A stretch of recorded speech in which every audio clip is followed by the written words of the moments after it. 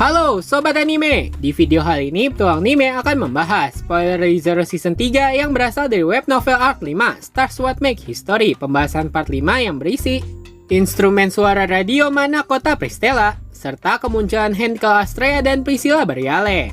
Sebelum nonton videonya, klik subscribe, like, dan lonceng agar kalian dapat update terbaru dari anime kesukaan kalian. Sebagai refresh part sebelumnya, setelah Garfield dikalahkan Reinhardt dan Wilhelm menerima saran Subaru untuk memperbaiki hubungannya dengan Reinhardt, keesokan paginya Subaru yang bangun lebih awal lalu menikmati pemandangan penginapan dengan wajah ceria. Melihat hal itu, Emilia yang senang melihat Subaru bahagia mendapatkan godaan dari Subaru, seperti biasanya.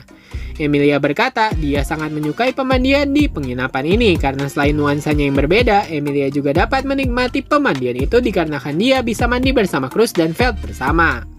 Mengalihkan pembicaraan mereka, Subaru lalu mengomentari kedatangan Beatrice dan Otto yang terlihat dalam suasana hati yang buruk.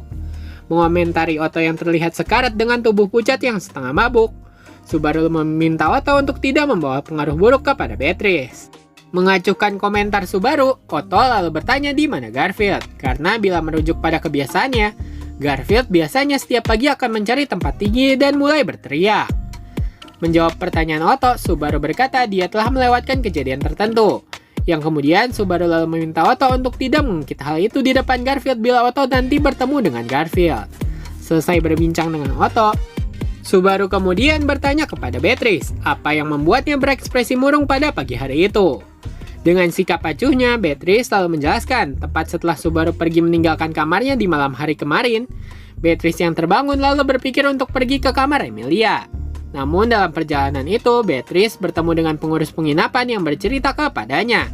Di malam hari di dalam penginapan itu seringkali muncul hal yang menakutkan. Mendengar cerita tersebut, Subaru justru memuji Beatrice karena sudah semakin dewasa, yang mana Beatrice kini sudah mulai bisa berbicara dengan orang lain selain Subaru.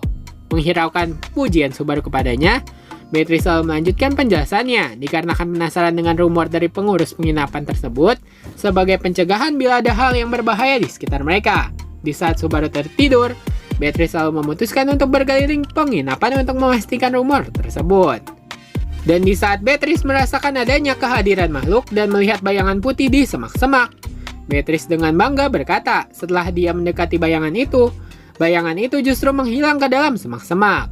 Menutup penjelasannya, Beatrice yakin bayangan itu pasti takut kepadanya. Dan setelah itu, Beatrice memilih untuk kembali ke kamar dan kembali tidur. Mengagumi cerita Beatrice, Subaru kemudian mengalihkan pandangannya menuju Otto dan bertanya kepada Otto, jadi bagaimana kejadian yang sebenarnya terjadi tadi malam? Otto lalu menjawab tepat setelah Otto kembali ke penginapan melihat Beatrice berada di beranda. Karena Otto merasa mual akibat mabuk, Otto lalu memuntahkan isi perutnya dan setelah dia kembali, Otto menyadari Beatrice sudah tidak ada di sana. Menyadari bayangan putih yang dilihat Beatrice adalah Otto, Beatrice kemudian menunjukkan ekspresi kesalnya.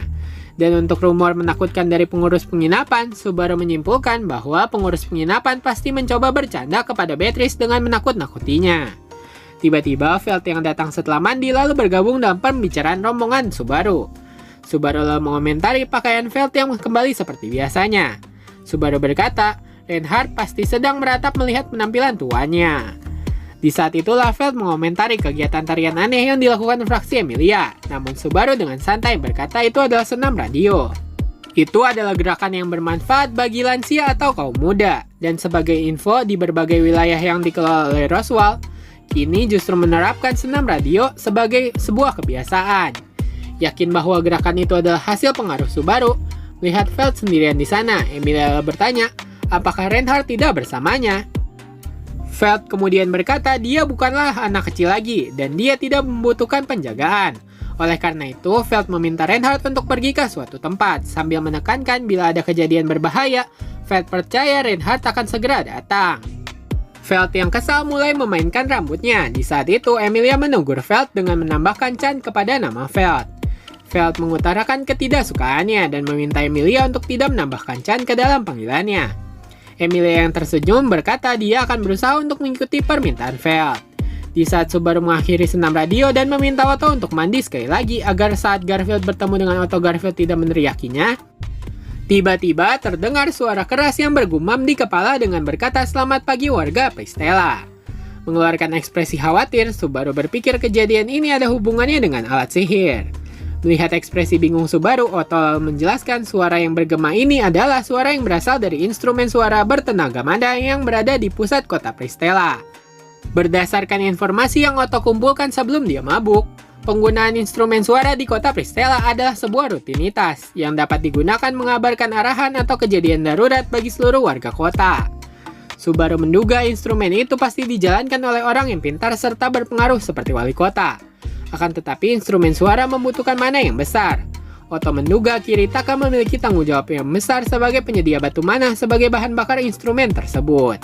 Tersenyum kecut, setelah mengingat Kiritaka yang dimaksud Otto adalah Kiritaka yang melempar batu sihir ke arahnya. Tiba-tiba suara yang bergema sekali lagi mengeluarkan suaranya, dan sesuai dugaan Otto, terdengar suara yang menggema memperkenalkan dirinya dia bernama Kiritaka.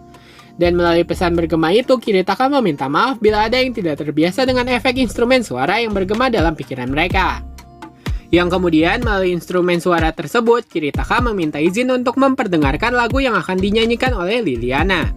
Mengambil alih instrumen suara itu, Liliana lalu menyebutkan judul lagu yang akan dia nyanyikan, yaitu Kisah Cinta Iblis Wanita dan Pedang. Menyadari lagu yang dinyanyikan Liliana menyerupai kisah cinta Wilhelm dan istrinya, Subaru berharap Wilhelm tidak mendengar lantunan musik tersebut. Dan setelah siaran itu berakhir, merasa cemas karena belum melihat keberadaan fraksi Cruz, Subaru lalu menyarankan seluruh fraksi Emilia untuk berkumpul di ruang minum teh. Di saat yang lainnya membicarakan tentang negosiasi kedua mereka kepada Kiritaka, Subaru lalu mengusulkan menculik Liana untuk mendapatkan batu sihir dari Kiritaka. Dan setelah menilai perasaan Kiritaka melalui siaran pagi tadi, Otto lalu rasa itu adalah waktu yang tepat membuka negosiasi kedua. Namun Otto berpesan sebaiknya dalam pertemuan kali ini Subaru tidak menghadirinya. Mengingat kejadian sebelumnya, Subaru tak mempunyai pilihan lain selain setuju dengan usulan Otto. Otto yang melihat pandangan kesal Subaru meminta Subaru untuk tidak melakukan hal yang berpotensi mengganggu jalannya negosiasi. Mendengar peringatan Otto, Subaru lalu berkata karena dia menyukai taman di kota Pristella, hari ini Subaru berencana pergi ke taman tersebut bersama Emilia dan Beatrice. Mendengar Emilia setuju akan penawaran Subaru, Otto lalu memutuskan dia akan pergi bersama Garfield untuk mengurus urusan negosiasi. Tepat setelah pembagian tugas yang harus mereka kerjakan hari ini berakhir, tiba-tiba Anastasia masuk ke dalam ruangan sambil memamerkan pakaian kimono yang dia ceritakan kepada Emilia kemarin malam. Melihat hal itu, Subaru merasa teringat kembali kebudayaan Jepang. Yang kemudian Subaru menanyakan kepada Anastasia apakah pakaian itu merupakan kebudayaan yang dikembangkan oleh Hosin. Membenarkan dugaan Subaru, Anastasia lalu memuji pengetahuan Subaru. Tak lama kemudian, Reinhardt dan Feld lalu memasuki ruang minum teh. Saling menyapa melihat tidak ada indikasi Reinhardt mendengar musik pagi hari yang sesuai dengan kisah cinta kakeknya. Subaru lalu menduga Reinhardt tidak mendengar lagu tersebut. Julius yang tiba di ruangan itu lalu melaporkan bahwa di saat Mimi melihat Garfield keluar penginapan, Mimi memutuskan untuk mengejar Garfield, sementara Hetero dan Tive mengejar Mimi dari belakang. Setelah berbicara satu sama lain, lalu terdengar suara Cruz yang dibarengi kemunculan Wilhelm dan Felix di belakangnya. Melihat ke arah Wilhelm, Subaru mengeluarkan ekspresi khawatir. Namun, Felix segera menenangkan Subaru dan berkata dia telah mengurusnya. Tepat setelah fraksi Cruz masuk ke dalam ruangan, Anastasia lalu memulai jamuan hidangan yang disebut Anastasia bernama Pancake Daisukiyaki, yang mana bagi Subaru itu lebih terlihat seperti okonomiyaki khas Jepang. Di saat yang lain mencoba membuat okonomiyaki dengan memanggangnya, memperhatikan Wilhelm yang tidak biasa akan hal tersebut, Subaru lalu memberikan kode kepada Wilhelm untuk mulai berbicara kepada Reinhardt. Mengikuti instruksi Subaru, di saat Wilhelm mendekati Reinhardt dan mencoba memanggil nama cucunya, biarpun tercipta suasana canggung di antara keduanya. Setelah memulai percakapan itu, terlihat senyuman di keduanya. Dan di saat Subaru bersukacita atas hubungan Reinhardt dan Wilhelm, tiba-tiba pintu ruangan teh terbuka dan terdengar suara pria berkata, tidak semudah itu memperbaiki hubungan ayah. Terpancing emosi karena pria itu merusak suasana baik antara Reinhardt dan Wilhelm, Subaru bertanya kepada pria itu siapa dia sebenarnya. Terganggu oleh luapan emosi Subaru, pria itu lalu memerintahkan Reinhardt, Julius, dan Felix untuk menghukum Subaru. Sebelum Subaru mengeluarkan cambuknya, Julius lalu menolak perintah tersebut dengan berkata saat ini dia tidak sedang bertugas sebagai pengawal kerajaan. Oleh karena itu, Julius tidak wajib mengikuti perintah itu. Tertawa dan mengatakan bahwa perintah tadi hanyalah gurauan, pria itu memperkenalkan dirinya, dia bernama Henkel Astrea, seorang wakil komandan kerajaan Lugunica. Mencoba menegur atas perilaku tidak sopan anaknya, Wilhelm lalu memanggil nama Henkel dengan tegas. Namun Henkel justru mengatakan kalimat sarkastik dan mengucapkan selamat kepada Wilhelm karena telah mengalahkan Paus Putih. Henkel lalu berkata bagaimana rasanya setelah menyelesaikan balas dendam mengabaikan keluarganya selama 14 tahun. Henkel juga mengungkit insiden masa lalu di saat Wilhelm menyalahkan Reinhard atas kematian neneknya. Melihat kedatangan Henkel hanya merusak suasana, Emilia lalu dengan tegas bertanya kepada Henkel apa alasan dia berada di sini. Mencoba menghina Emilia dengan halus, namun Emilia tetap teguh dengan menyatakan bahwa semua yang berkumpul di sini merupakan tamu yang diundang oleh Anastasia. Kandidat pewaris tahta lainnya pun mendukung pernyataan Emilia. Merasa dirinya tidak punya pilihan lain selain angkat kaki dari ruangan itu, tepat sebelum Henkel keluar, tiba-tiba kandidat kelima dari pewaris tahta kerajaan yaitu Priscilla Barriale masuk ke dalam ruangan tersebut. Sementara Priscilla menyatakan kehadirannya harus dikagumi, Subaru mengomentari Priscilla bahwa dia masih belum menjadi raja. Menengahi perselisihan antara Priscilla dan Subaru, Al lalu masuk ke dalam ruangan tersebut. Melihat kedatangan Priscilla di luar dugaan, Subaru lalu bertanya kepada Priscilla apakah dia yang mengundang Henkel ke sana. Membenarkan pernyataan itu, Priscilla berkata memang benar dia yang membawa Henkel ke sana. Karena bagi Priscilla perselisihan antara keluarga adalah tontonan yang menarik baginya. Dengan tenang, Anastasia lalu bertanya kepada Priscilla bagaimana dia dapat sampai ke tempat itu. Dikarenakan Priscilla tidak pernah mendapat surat undangan dari Anastasia. Mengeluarkan komentar cemoohan dengan menyebut Anastasia adalah rubah berpikiran cepat. Priscilla kemudian menjawab dengan informasi yang dia dapat dari serangga. Tentu mudah bagi Priscilla dapat mengetahui acara itu. Feld lalu menebak serangga yang dimaksud oleh Priscilla adalah Henkel. Feld lalu menilai Henkel adalah orang yang busuk, yang mana sebagai bangsawan dia justru tidak mengurus wilayahnya. Dan sebagai gantinya wilayah itu justru diperbaiki oleh Feld. Henkel lalu berkata dia berniat mengambil alih wilayahnya kembali untuk mendukung kandidatnya yaitu Priscilla.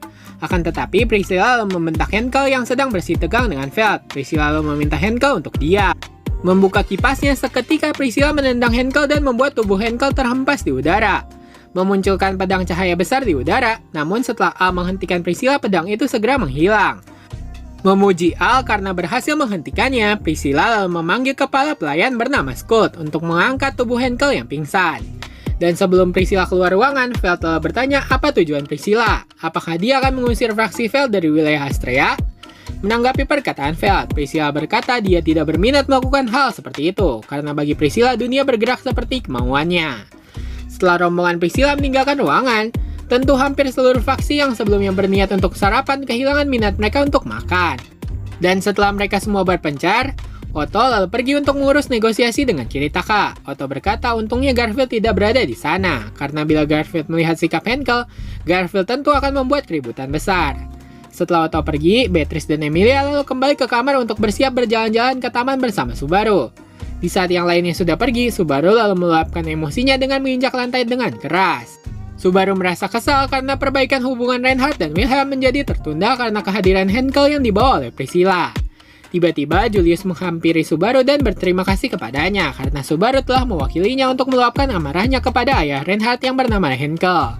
Setelah mendengar keluhan Julius yang tidak dapat mengeluarkan emosinya di hadapan wakil komandan bernama Henkel, Subaru lalu bertanya kepada Julius apakah dia juga memiliki hati yang dilapisi oleh armor baja.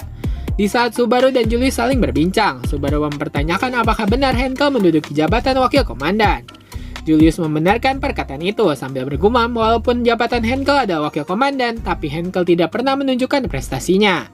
Dan sebagai spekulasi, jabatan itu diberikan kepada Henkel hanya untuk mencegah pemberontakannya. Yang mana setelah menceritakan Wilhelm van Astrea adalah mantan komandan utama sebelumnya yang mengundurkan diri setelah gagal menangkap penculik keluarga kerajaan 14 tahun yang lalu. Julius juga berkata tersangka atas dalang utama penculik keluarga kerajaan saat itu adalah Henkel. Dan terdapat desas-desus yang berkata bahwa saat diturunkannya misi pembasmian Paus Putih 14 tahun yang lalu, awalnya Henkel yang ditugaskan untuk misi itu, tapi dia menolak dan merekomendasi ibunya sendiri yaitu Theresia van Astrea. Terkejut mendengar spekulasi dan rumor buruk tentang Henkel, Subaru awalnya tidak percaya, yang kemudian Subaru meminta Julius untuk sesekali bersantai dan melepaskan armor besi pada hati kesatrianya. Nah, sekian pembahasan ReZero Arc 5 Part 5, selanjutnya akan ada Part 6. Sebagai penutup, kalau kata pepatah, tak kenal maka tak sayang. Kalau kata petualang anime, tidak subscribe ya tidak tayang. Jangan lupa subscribe, like, dan komen agar Petualang Anime dapat semangat untuk menayangkan video-video menarik tentang anime kesukaan kalian. Terima kasih sudah nonton, sampai jumpa!